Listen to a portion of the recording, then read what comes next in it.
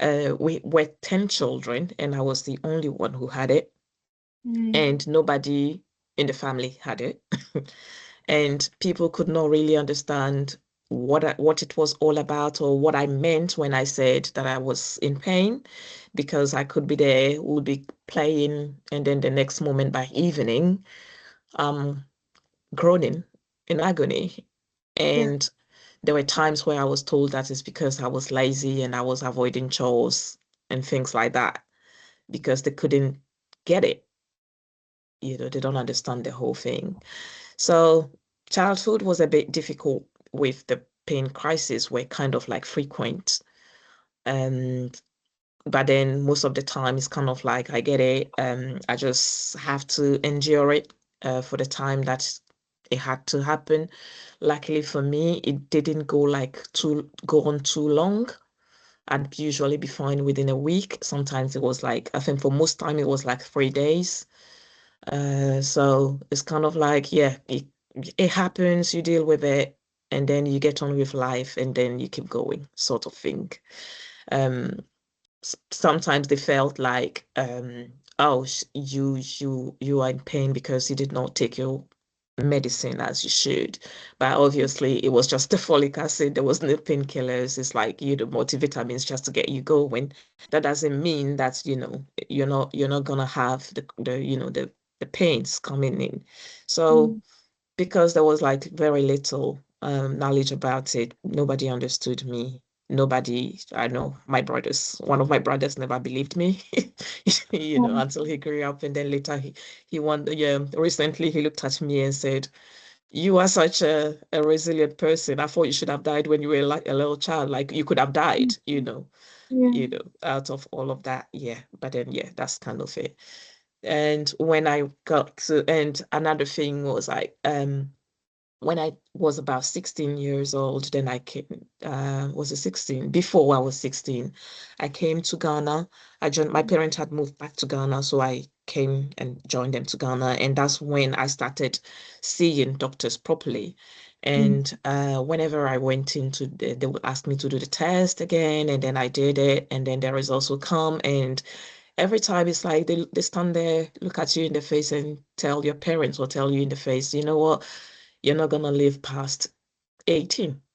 Mm. So that's what I grew up thinking, because when the first time it was diagnosed, it's the same thing they told my dad, that I wouldn't live past 18. Because yeah, people with sickle cell disease, like they die quickly and things like that. So it's kind of like growing up, accepting the condition, just doing what you can through it, and then getting on.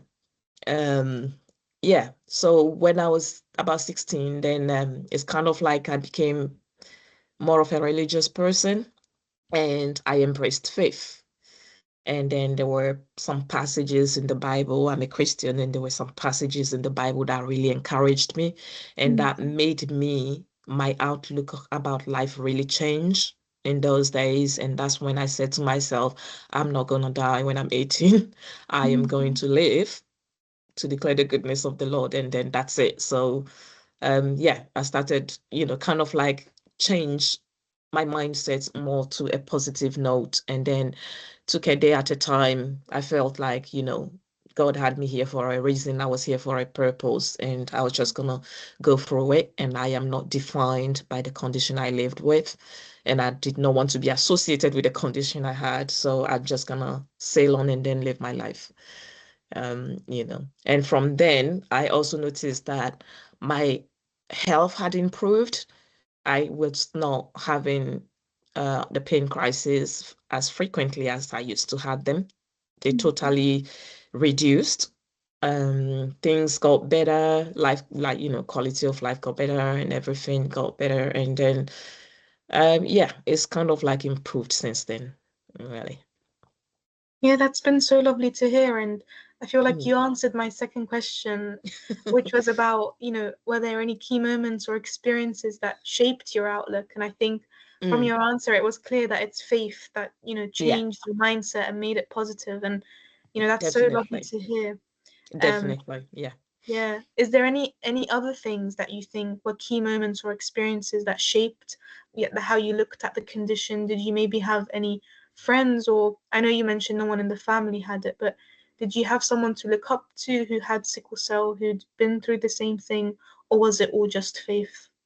No, I did not have Mm. any person close who had the same thing. In my school, there was a mate of mine had her brother in another class Yeah. who had it at the Mm. time, and I think his was more severe. Mind you, as well, in the early stages, they did say that I was SS, but Mm. then later on, it turned out it was SC.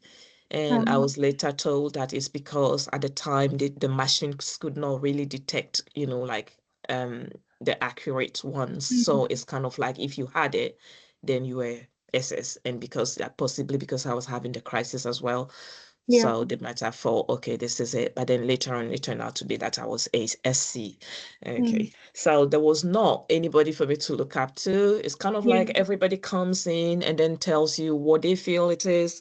There were times they asked some people come in and say, oh, you've got to stop eating peanut butter soup, peanut Mm. butter, like peanuts. Yeah. There was times they told me not to eat okra, Oh, yes. um, that kind of thing. Mm.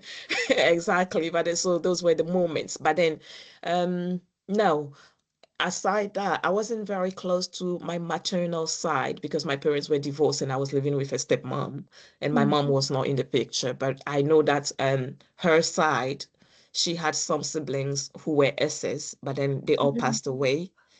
Mm. They all died from the disease. Yeah. So, but I wasn't close to that side Mm. either. So there was nobody for me to look up to and anything. It's just that when I started seeing the doctors when I had moved to Ghana, I think they had a sickle cell foundation in the hospitals and they asked me to join, Yeah. but I did not join because I felt that the labeling was just too much. So Mm. I did not want to add more to it because I felt like if you were sidelining me because I had this condition and all you could say to me is just, oh, join this group of people because they have it, then it means Mm. that, you are rather sidelining me. And at the time, that was the time I had said to myself, I am not defined by this disease Yeah. because another thing is everybody calls you a sickler. We Mm. don't walk around calling people by the diseases they carry. You understand?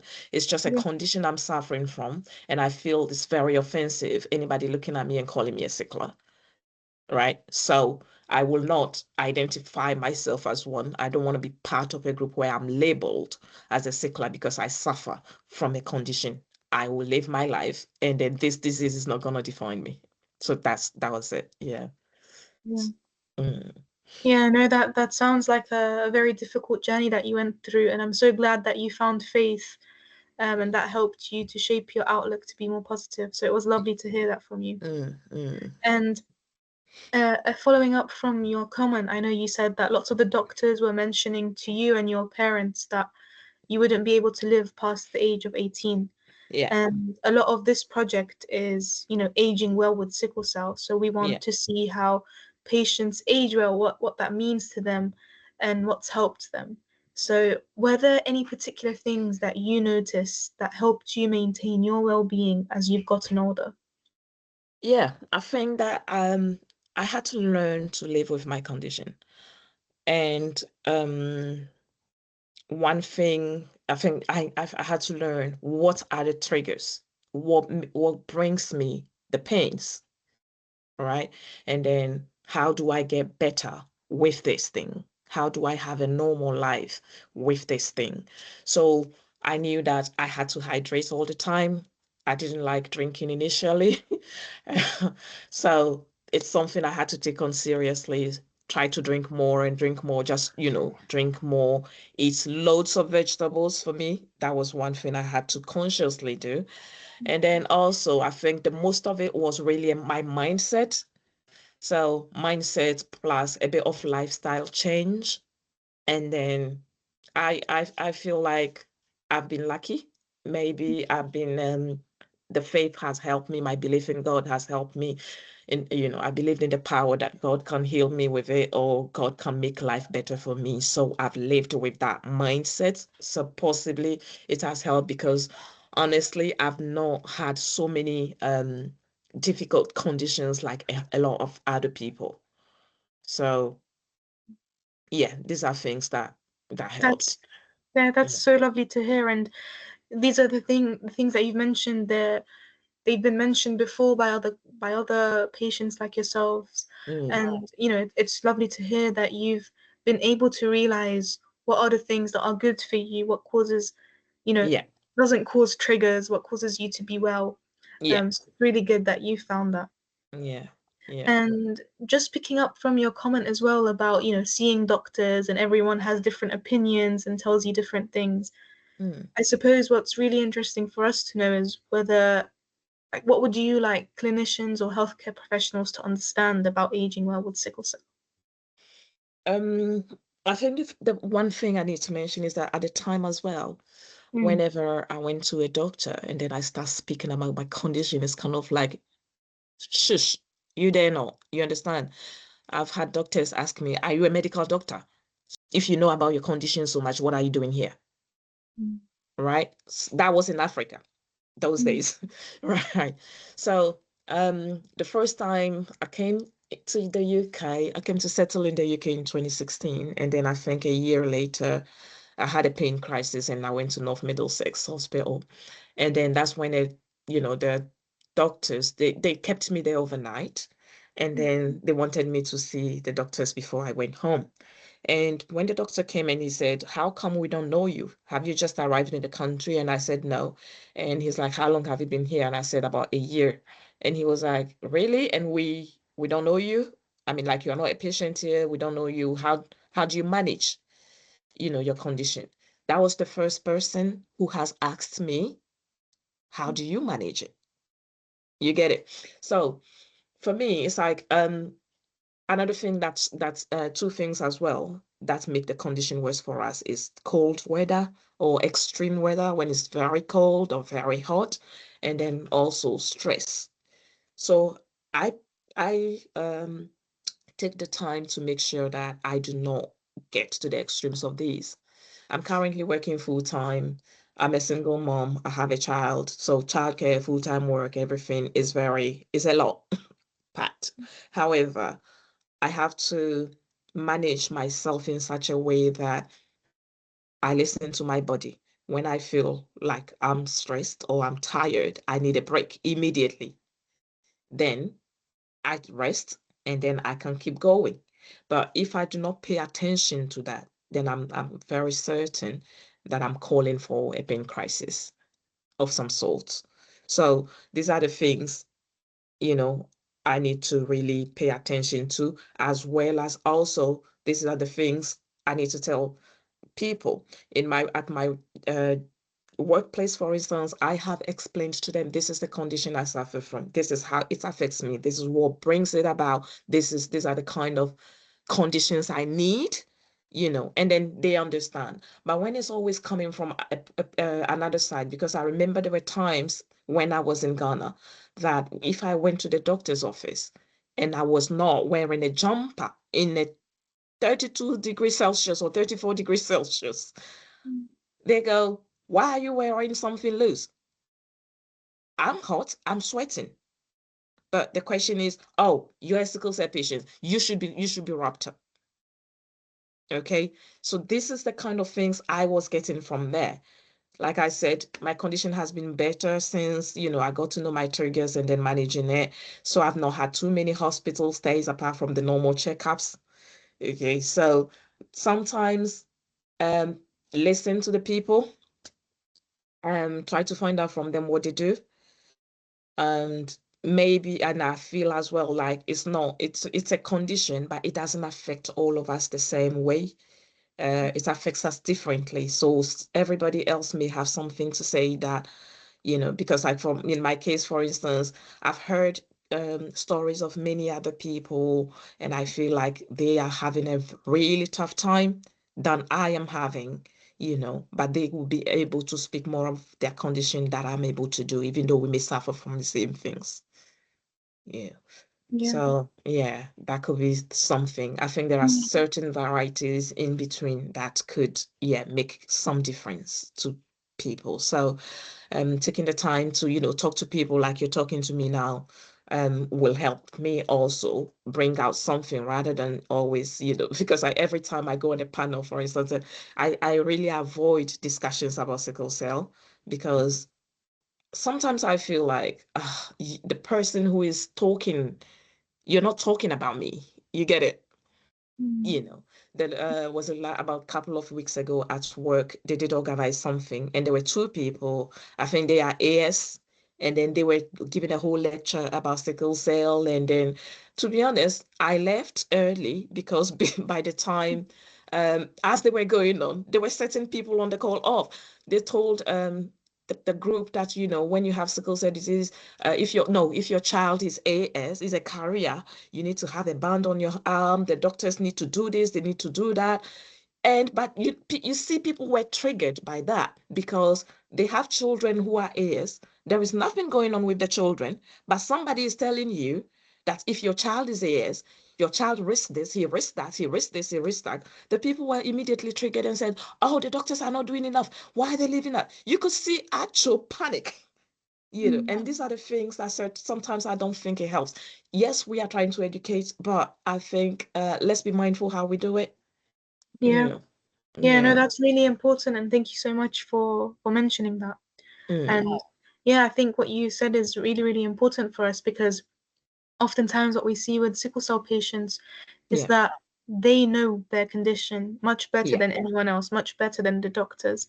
yeah. And sometimes it can be really frustrating when they're trying to tell you something, but you know, Exactly. it's That's the it's it's thing. the Yeah, completely opposite thing for you. Yeah. yeah. So that's So the yeah, thing. thank Yeah. you so much for telling that story. Mm, And I suppose just bouncing off what you said about, knowing your triggers and, hmm. like you mentioned, sometimes extreme weather can trigger you. Yeah. Do you have any advice or tips for other adults or the younger generation on how to age well with sickle cell? Yeah, first of all, yes, I would say for me, this is what has helped me again. I cannot speak, but I'll also mention I had a colleague who also suffered from it. That's here. A few years ago. We were in the same team, and she was almost all the time in hospital. And my manager approached me one day and said, "Explain something to me. How come you're never sick and she's always sick when you suffer from the same condition?" Right. And I said, "Well, we suffer from it differently." Okay, so that's why she's triggered. But one thing I noticed about her, and at a point is kind of like she used to call me her work mom. And that was because as soon as, especially when it's getting to winter, when this weather starts, it's awful for us. We need to keep warm. That's the thing. It's not negotiable. You need to keep yourself warm. So I'm always kind of like, I'd rather sweat, drink water, a lot of water, and sweat than have the cold and have the pneumonia and end up in hospital and spend 3 weeks in hospital. Right. And this has helped me. That's how I avoid, falling sick and things like that. So keep yourself very warm. That is very important. Another thing is, if peradventure, when I feel that the pains are going to start, I just run into the bathroom, have a very hot bath, and then from there, put on some very warm clothes, and I'm good. That's what works for me, again. Drink a lot of water, make sure that you're hydrated because as you get dehydrated, the pains are going to start. That's another thing. And I also take my medication as I ought to, keep a good weight, kind of like mind what you eat. I mean, try eat healthy, mind what you eat. Another thing that's helped me a lot is iron supplements as well. Um, Ferroglobin has been my companion. So that is how come I've never, until like, I had a cesarean through when I was giving birth, I had a cesarean. And then that is the first and only time I've had a blood transfusion. but I've always taken the ferroglobin. It's been great. It's helped me very well. So if it works for somebody, if any of the tips works for somebody, yeah. And then also when you feel that you're getting exhausted, just take a break. It doesn't matter what, I take a break. As soon as I feel the body is exhausted, I need a break. I'm gonna go on a break, to rejuvenate because if I keep pushing through it, I know what's coming for me. So I don't want to get to the end and then end up in hospital. So I make sure that, I'm very careful about those kind of things, really. Yeah. I think you've shared some amazing gems and tips and Mm, tricks for those younger generation. So mm, thank you for that. yeah. And I suppose it would be really helpful to understand what matters most to you as someone who's living with sickle cell. Right. Okay. Again, I think that circumstances about life, you can never predict how life goes. And so sometimes you find yourself in a situation you never dreamt of, all right? So like for me personally, I'm currently, like I said, a single mom. Luckily I've got only one child and I'm working a full-time job just to keep us going. And I'm a migrant, meaning that's I don't have a lot, kind of like a lot of, family here. So, but then I have to survive, the situation. I think one thing that's important is if you are at work, for instance, your employers need to understand this situation. They need to understand the condition you suffer from and then how it can affect you. And also, when possible, make adjustments for you. I am lucky I'm in the civil service. So during winter, for instance, when it's too cold in the office, I tell them, I'm sorry, I can't be in the office. I gotta work from home. And they agree, for that to happen. Not everybody has that opportunity. But and if you are in hospital and it's frequent, it can be a difficult time to be in a difficult situation. So these are the kind of support that I feel that is really needed in this country. You can't just bank on staying at home. And the weird part of our condition that makes it difficult for people to understand is kind of like it's not on. It's even though you live with the condition, but you are not always unwell. So it's kind of, but then it can just surface, and then you find yourself in a situation you need adjustments. So we need to recognize that the condition exists. We need to recognize how it can affect the lives of people. We need to recognize that people living with sickle cell don't have it easy every time, and sometimes they need help here or there. And, you know, we also, individuals, we try to form a community or form relationships. For instance, where you know that if I'm unwell today to take my children to school, who are you going to rely on? Right? So you need to form those kind of relationships so that you get a bit of help because you can't do it on your own. And if people do not understand, and I know that, like, like I'm saying, a lot of people still don't understand when you talk about sickle cell, like, what are you even saying? You were fine, you get it. Or you're in the office and then it's cold and you're complaining and somebody looks at you and feels that, you're doing too much. That kind of thing is what we need to take a look at. And I feel like when you live with sickle cell disease as well, for me, I speak for myself. So that's the thing I said to people. I say to my managers, I say to my work, I said, you cannot tell me what I'm suffering from. You do not understand um, how it affects me. I need to tell you so you know what my situation looks like. So we need to speak up because if we don't, then people don't know. People can't just look at you and tell you, I think you need this or I think you need that. You need to tell people, this is my condition. This is how it affects me. This is what can happen. And when it happens, this is what I'm going to need.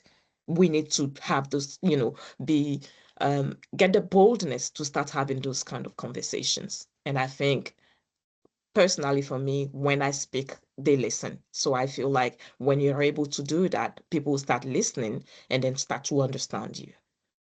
Yeah. Yeah, I think that's really important. And like you mentioned, um, I hope a lot of patients start to feel that they have that boldness to have the conversation so that they have everything in place adapted Yeah, to them. So thank yeah, you for sharing that. yeah. And I suppose the last question then is a bit of reflection about this project and how you think that this project could change the way that care is delivered for people with sickle cell. If you're putting perspectives together, and I'm Mm. sure that when you sit down and then you look at the things that you don't already know, then you'll reflect on those things and then see how you bring it into the care. And also, whatever needs to be done, um, should be done. Personally, like I say, I don't.